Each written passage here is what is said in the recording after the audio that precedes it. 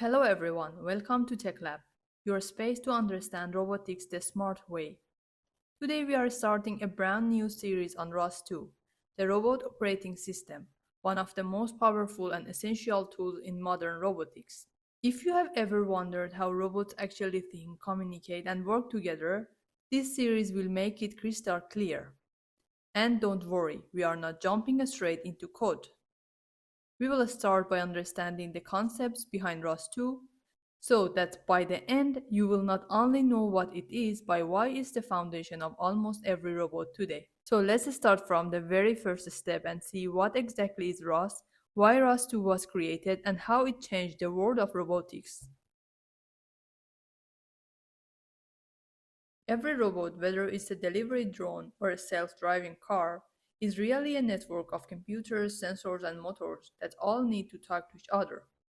But making all those parts communicate, share data, and make decisions together is one of the hardest problems in robotics.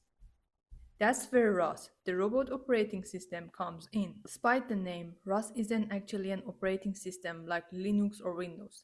It's a framework, a set of software tools and standards that make it easier to build, connect, and run robot software. Think of ROS as a common language that all parts of a robot can use to talk to each other. Instead of writing separate programs for every sensor, motor, or controller, ROS lets you plug them into one shared system.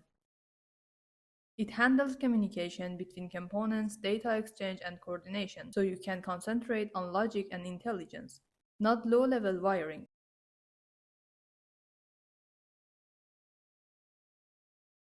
The first version, ROS1, changed robotics forever.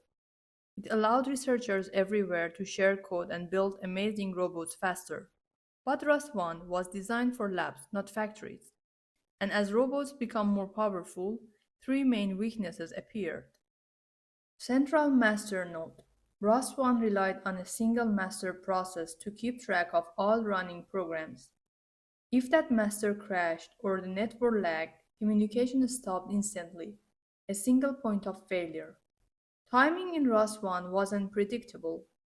That's fine for a research robot, but not for something like an autonomous car that must react in milliseconds. ROS1 worked best on one computer. Expanding to multiple boards, devices, or whole robot fleets often caused discovery and latency.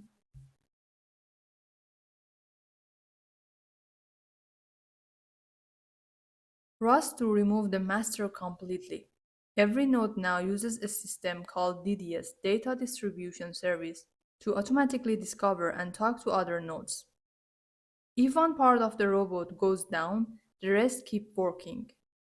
This makes ROS2 far more reliable and perfect for multi-computer robots. ROS2 is built on top of DDS, which was originally designed for aerospace and defense systems, where timing is critical. It allows you to control how data is delivered through quality of service policies.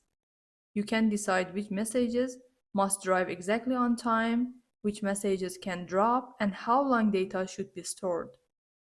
That makes ROS2 suitable for real-time motion control and safety-critical robots. Because ROS2 nodes uses DDS discovery, they can run on different computers, microcontrollers, or even across networks without manual setup. You can have one computer handling perceptions, another handling control, and they will find each other automatically. This enabled distributed robots and even entire fleets to share data. So ROS1 was a huge step forward, but as robots become faster, smarter, and more connected, its design just couldn't keep up. We needed something more reliable, real-time, and scalable. That's why ROS2 was created, a complete rebuild to meet the demands of modern robotics.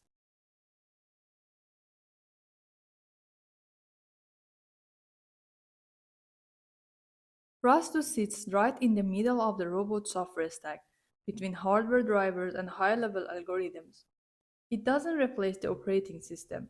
It runs on the top of the Linux, Windows, or macOS. But it handles how every component talks, so all the parts act as one system. And that's ROS2, faster, safer, and built for the future of robotics.